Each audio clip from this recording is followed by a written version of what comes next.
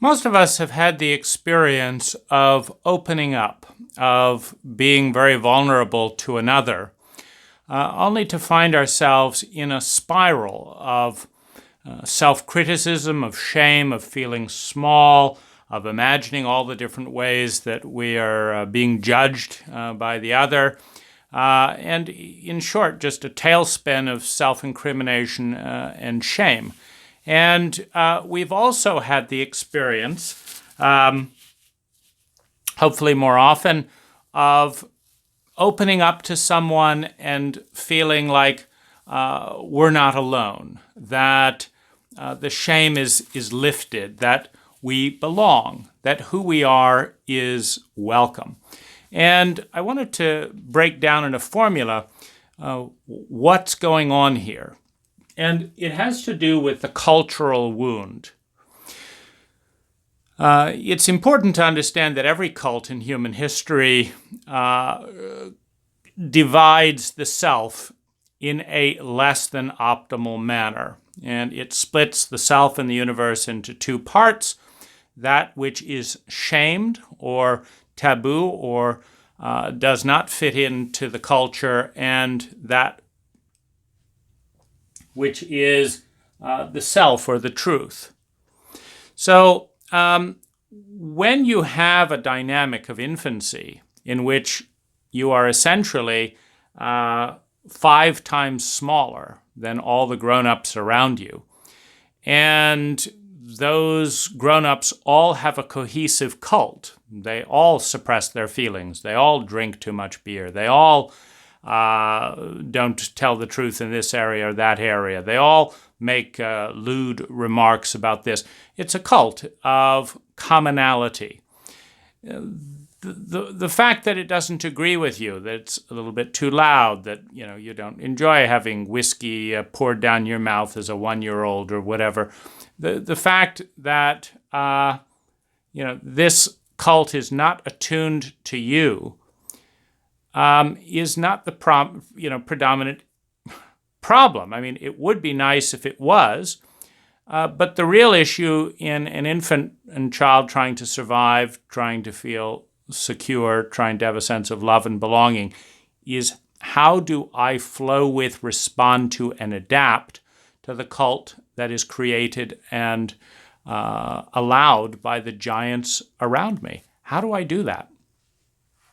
And in doing so, we split the self. It's called the cultural wound. And on this side, we have all the parts of the self that kind of, in a sense, are put into the light and the dark shadow or bag, the parts that are not welcome. You want to cry deeply as a boy. Well, that's not what boys behave. So if you do behave that way, we're going to look down at you. We're not, and we're going to tease you, and we're going to poke at you until you learn that crying, etc., doesn't work, and you be tough and macho like the rest of the cult. And so, throw out your tenderness, throw out your tears, throw out your, we don't really like poetry. There's a few eccentrics here and there. We'll tolerate them, but if you really want to belong, get a hot rod. That would be a lot more consistent with the chauvinism in our cult, and would make us all feel a lot more comfortable. And so throw your sensitivity or throw your deep compassion for racial minorities. Just put it away.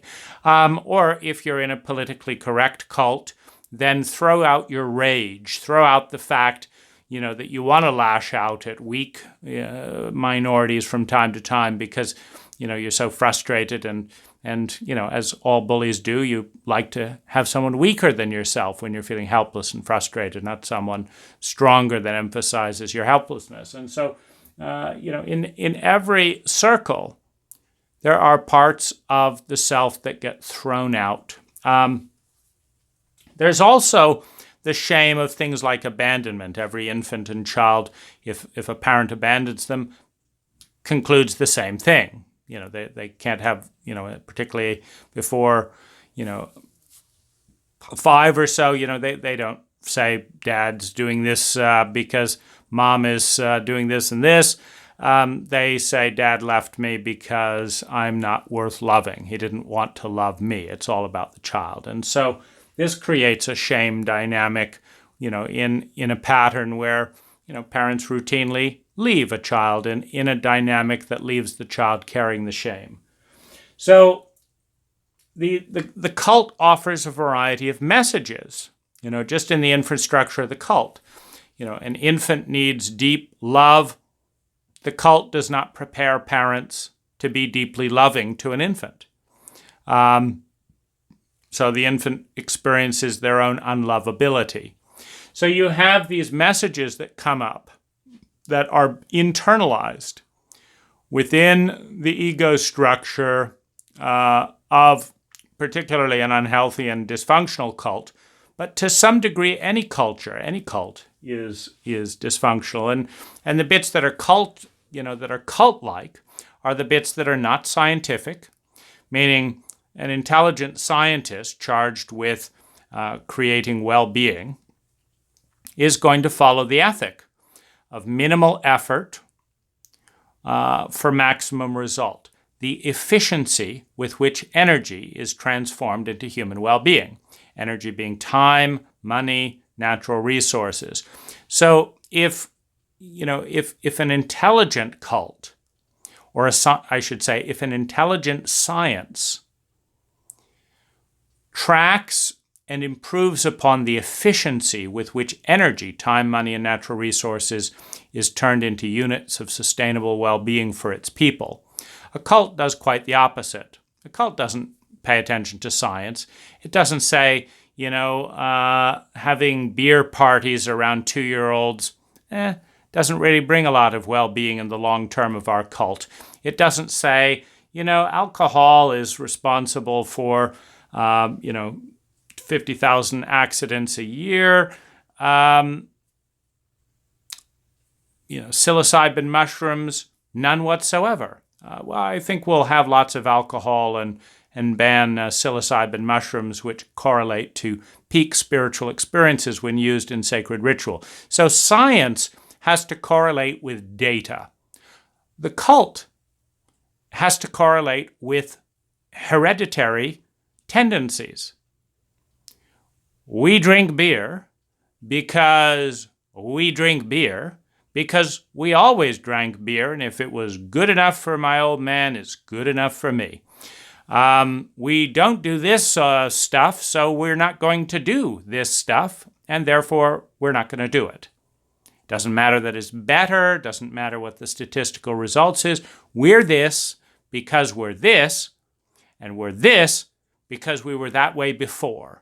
And we were that way before, so it's good enough for us today. That's cult dogma. Self-referential looping, independent of evolution, independent of science, independent of new opportunities. It doesn't matter that another country across the globe has ended homelessness. Who cares? We're not going to change anything here, and we'll just have millions of homeless people. It doesn't matter that another culture doesn't need a police force and has pretty much eliminated domestic violence through cultural rituals and community. It doesn't matter. We're just going to incarcerate millions of Americans because that's what we do, because it's good business for private prisons and this and that and the other, and we like punishing people, and it doesn't really matter whether it's the best system or the worst system. It's just what we do. However, the people in the system, who are given dysfunctional parents, who are sent off and had their family broken up because they smoked a harmless substance such as marijuana, they carry the shame. I'm an inadequate father. I'm a worthless this. No one cares about me. And this shame is coming from the cult, because all the data is in that it is far more damaging to break up a home than it is for a father to smoke a joint of weed. That's the data. But we don't care about data. We would rather destroy your family, destroy your dignity, and spend lots of public money to lock you up and punish and shame you, because that's what we've always done. And nobody's particularly upset about that. And so you and your life is not that important. We're going to do what we do because we did it, and that's that. So this is the shame portion of the self. And when you're surrounded by giants, be it the giants of the US government, the giants of your parents, the giants of a whole school, watching someone get bullied, when you're surrounded by giants, the wound has to be internalized because there isn't enough mass to deal with it head on. And so the self gets split. You're born healthy.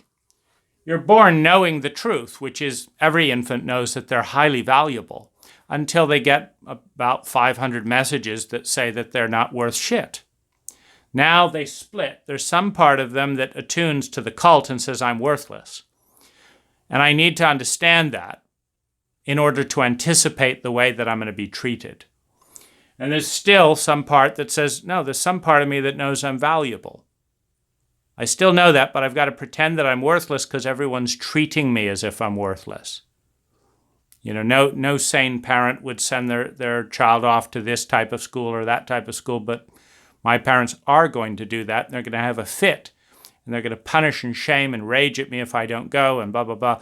So I'm going to go and deny, all the felt experiences I have at that because they need to live in a reality where this is all for my own good. Doesn't feel like it's for my own good. I don't particularly like it. It's very questionable when it comes to data, but they did it, so they like me to do it, so there's a commonality of experience. If it's good enough for me, it's good enough for you, and we don't want to think about it. So the self is split. Now, when you have a split self, part of you believes the lie that you're worthless, that this is the best it can be, that this was for your own good, that that's just the way the world works, and people are shitty, and then you die, and all these messages that you've gotten from the cult. And then part of you still holds on to the truth. Maybe it's a very tiny part. If you've been an incest survivor and been raped and then had, it's so sad the way that abuse cycles work in our culture. The more abused you are, the more you put off the vibe of someone who's helpless and is used to abuse. And criminals and predators who have themselves been abused in the past recognize the vibe because it's how they felt in some part of their psyche when they're young. So they recognize the vulnerable part in themselves before they internalize the abuse, and they target the most vulnerable and often the one who will fight the least. They target them for abuse. They recognize, you won't speak up because you're scared. So I can do anything to you and you won't speak up because you're scared, because you learned that from your parents just like I learned it from mine. Only I couldn't take the helplessness, so I've become an abuser. And now that I'm an abuser trying to internalize and then externalize that wound so that I feel superior to my own helpless inner child, I now need to find someone who feels as helpless as my inner child does to do to them what was done to me, so that I can identify as the abuser and not be left carrying all the shame. And so who am I going to look for? I'm going to look for someone that feels like my inner child feels. Helpless, scared, overwhelmed. That's the one. I'm going to abuse them. And so, when we have a cult that facilitates this, systematically, that the most vulnerable and abused people are systematically targeted by what was before the most vulnerable and abused people, who now know who to target. And so the cult abuse system continues. This creates incredible vulnerability, because the more one is abused and the more messages and violation that comes into the self, and the less the grown-up world around and the culture protects the abuse survivor, the more the abuse survivor internalizes the cult wound. You're worthless. You're not important. Feminine energy is worthless. Your feelings are worthless. So you've got now a large part of you that believes that you deserve to be punished, that you're a bad person, that you're not worth protecting. Things that sound like they're consistent with the fact that I have been punished repeatedly and no one is protecting me. So it kind of makes sense that I deserve to be punished and I don't deserve to be protected. So, and I'm not valuable enough to be protected. If I was valuable enough to be protected, then one of the many grown-ups around me would bother to ask, would notice my scared face, and would protect me rather than predate me.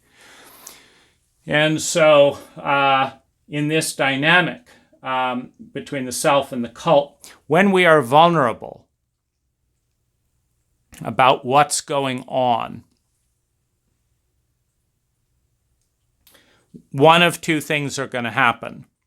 Either the people around us with whom we are vulnerable are going to strengthen the cult wound, or they're going to strengthen the authentic self.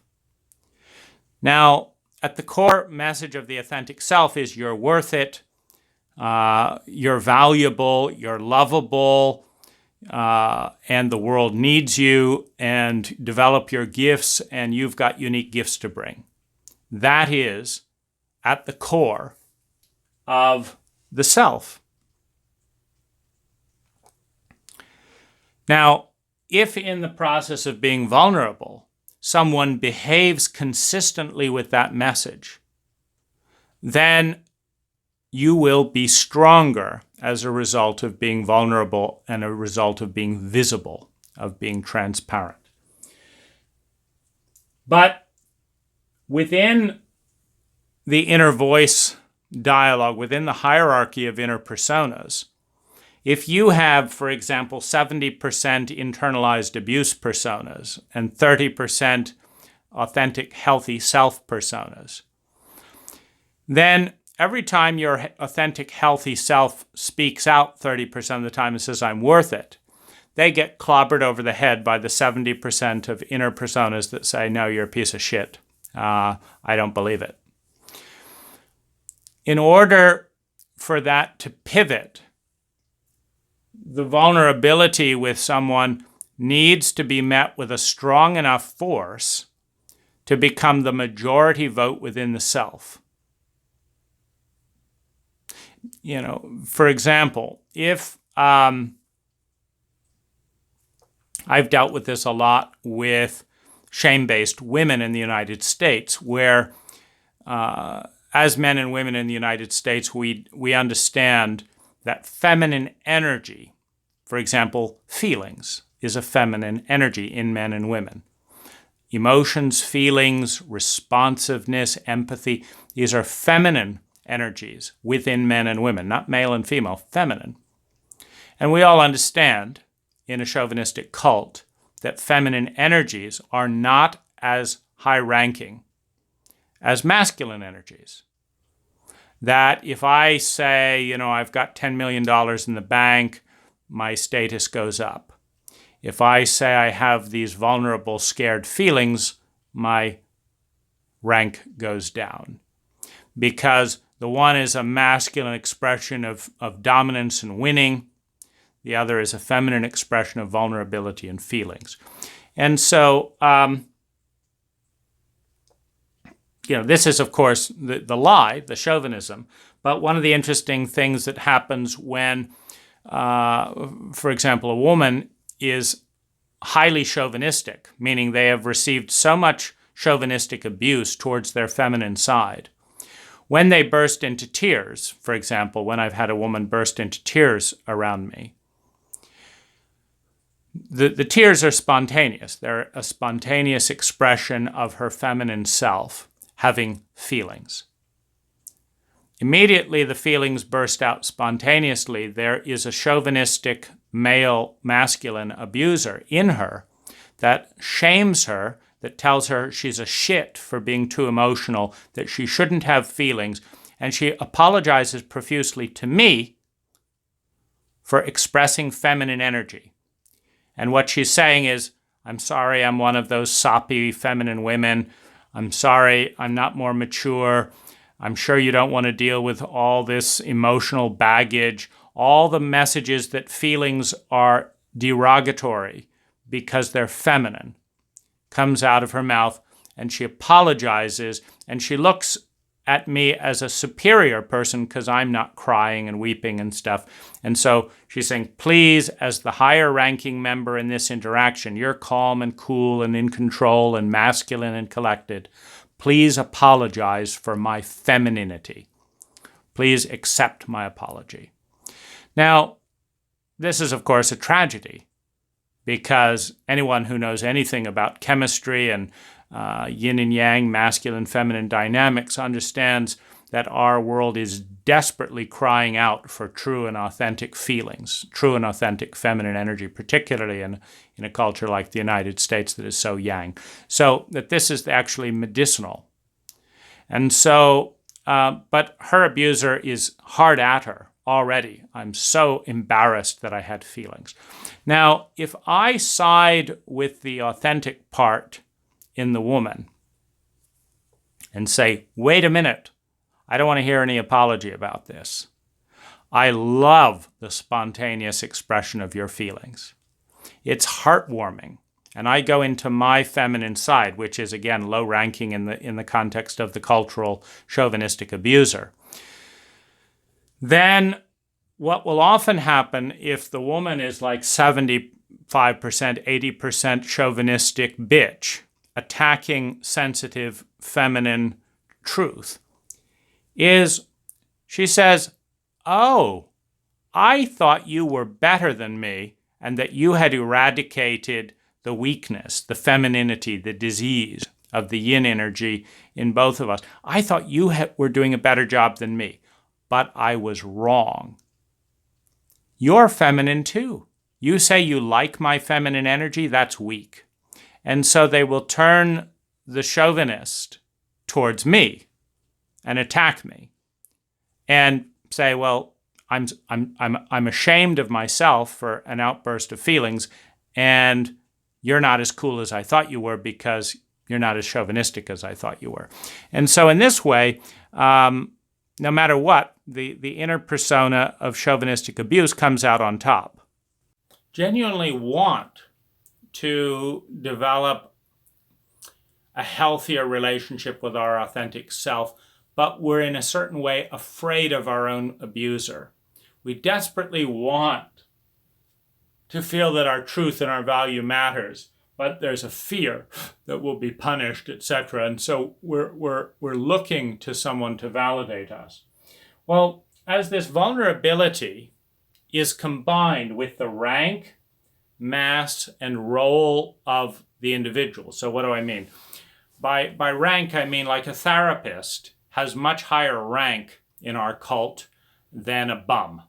So if a bum tells you that you're not really worth fighting for, it's not going to have that much impact. If a therapist tells you you're not worth fighting for, it's going to have a ton of impact. So that's an example of rank. If a parent, while you're an infant, tells you you're a piece of shit, it has enormous impact. If a drunk on the street as an adult tells you you're a piece of shit, may be laughable.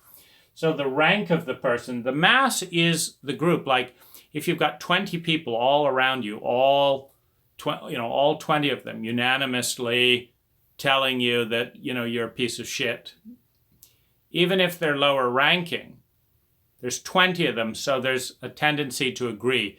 You'll find this dynamic, to be, it's called group and crowd dynamics, where people will do the most inane and absurd things if everyone in the crowd is doing it. Everyone's walking nude in the street. I look like the odd one out. Who am I to, fine, I'll take off my clothes. But you try and get the person to walk alone down the street. No, I'd never do that, but it's this crowd mentality. So the amount of the crowd, so the rank and mass, plus the role, and the role is influenced, like with a therapist. If you're paying them a lot of money, you're strengthening and bolstering the foundation of everything that they say, because you're saying, I really believe this person and I trust this person, so whatever they say is going to have a lot more impact. So the vulnerability, you have the cultural wound and the degree of the wound, which determines the inner split. Then you have the amount of transparency and vulnerability, plus the rank, plus the mass, plus the role, the cultural rank. You know, a billionaire, for example, for someone who worships money, a billionaire is God. So if a billionaire says you're crap and you worship money, God has just said you're crap. If you don't worship money at all, if you worship yoga and the number one yoga instructor says you're full of shit, you've just been crushed by God or goddess, because that's your idol. So this is the role dynamic in the impact. Now, the inner pattern of the individuals in the roles, in the ranks, etc., will determine how they are dealing with their own split. Because, one therapist may have learned therapeutic training, but still believe that they're a piece of shit because they have feelings of helplessness. And helplessness was met with intense disgust and rage and violence by their father. They have intense trauma around that. Their therapeutic training did not deal with trauma. And so anytime anyone is helpless, there's a part of them that identifies with the raging father and shames the inner child. And so if that's going on, that's why I say the inner pattern of the people involved will determine what message is sent out by action, energy, facial expression, tone of voice, and inaction.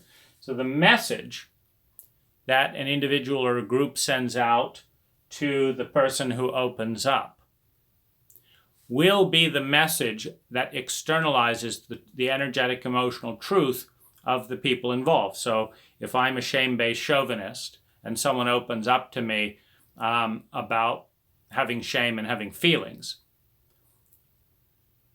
there is going to be some part of me that treats them exactly as I treat my own shame.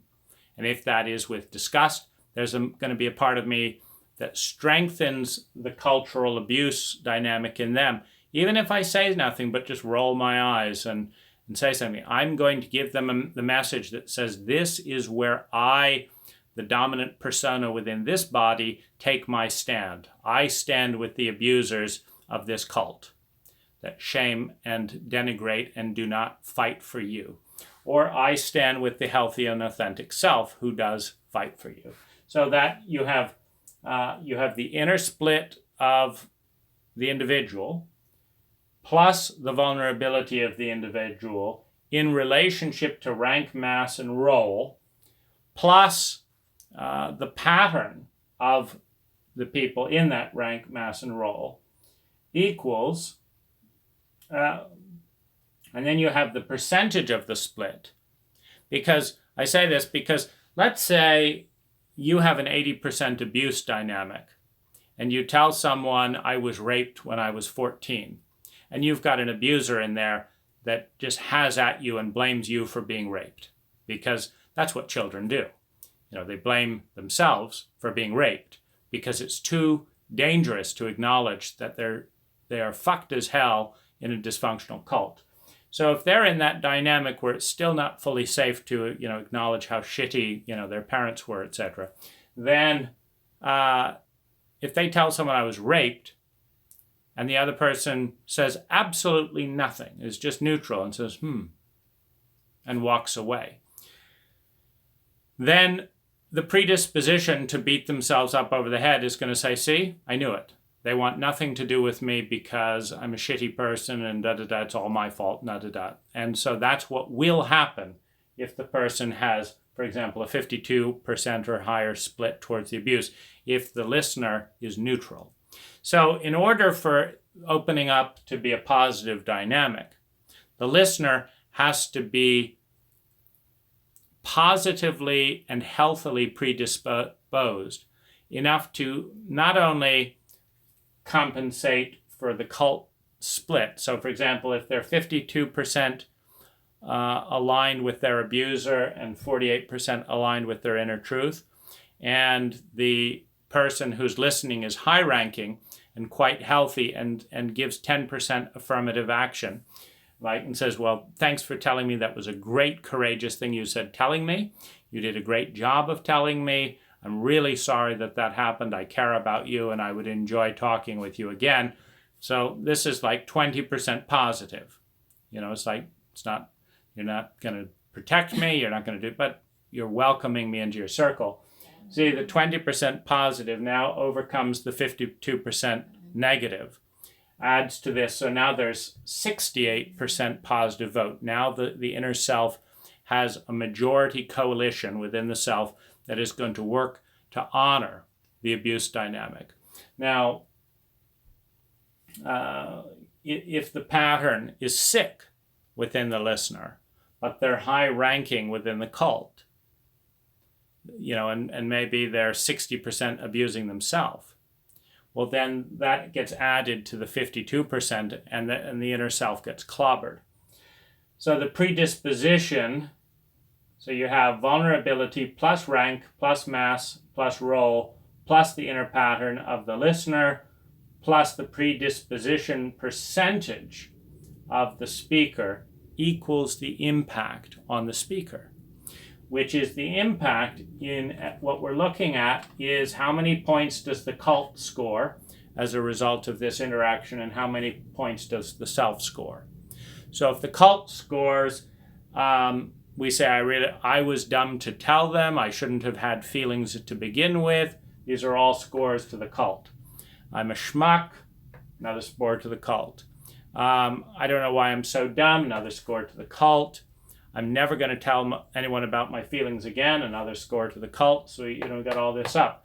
Meanwhile, no one's the self, the authentic self, is not getting scores for, my goodness, I risked doing something healthy again despite the cult's dysfunctional abuse system, another score for me.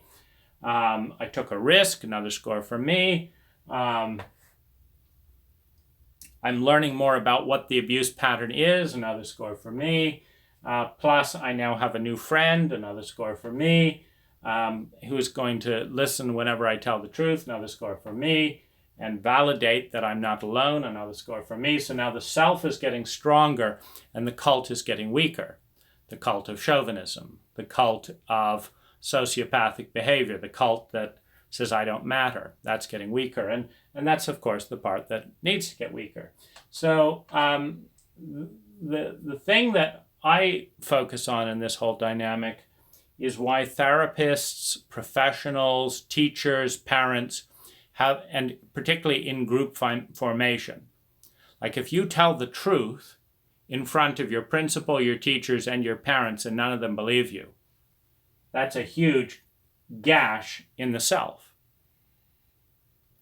And if someone who manipulates and plays the cult dynamic and blind spot and lies gets ahead, they've just strengthened the cult. They've said, if you tell the truth, you get slaughtered. If you play the cult game, you get benefit. The truth doesn't matter. Who you are doesn't matter. Lies matter. Well, that's going to have way more impact if someone that's high-ranking mass role, and if their inner pattern is very strongly aligned with the abuser and with the message, what you want, your feelings, who you are means absolutely nothing to us. This is the way things are done, and it will be done that way if it means killing you or not. This is the way things are done. And plus, it's your fault. Something wrong with you that you don't like being abused like this. You need to apologize to us for lying, because we're not going to apologize to you for not believing you. You need to apologize to us for acting out, because we're not going to apologize to you for refusing how to teach you empathy, for refusing how to teach you how to name your feelings, for refusing to validate the truth that's there. It's going to be dumped on you in a very high-ranking role, etc., that causes the dominant personas in the self to see the truth as the enemy. This is how you destroy an individual, piece by piece, and set them up to carry the virus of the cult, rather than to heal the virus of the cult by inviting in the authentic self.